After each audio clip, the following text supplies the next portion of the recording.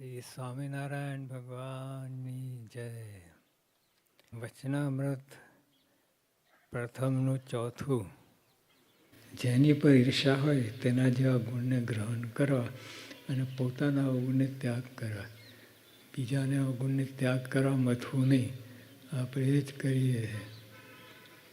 અમુક આપણી બોલી જેવી છે. બોલીમાં જ બધું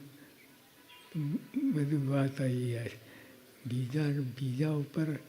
બીજાને ભ્રમરૂપ કરવા પર તાન હોય છે.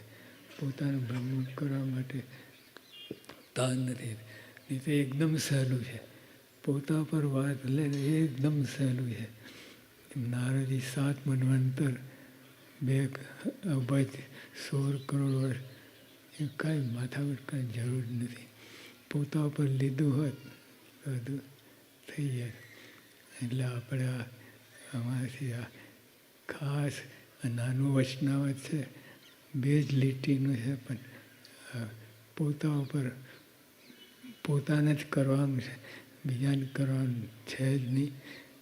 કરે કે ના કરે આપણે શું લેવા દેવા, પણ આપણે તો કરવું જ છે.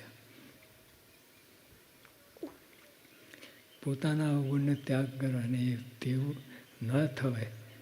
અને ઈર્ષાએ કહીને ભગવાનના ભક્તનો દ્રોહ થાય. તે ઈર્ષાનો તો ભગવાનના ભક્તને સર્વ પ્રકારે ત્યાગ કરો. સર્વ પ્રકાર જરાક પણ બીજા ભક્તનો દ્રોહ થવાનો સંભવ હોય એ વાત મૂળ પડતી મૂકી. ઇતિ વચનામૃતમ એ રીતે પ્રથમનું ચોથું વચનામૃત થયું.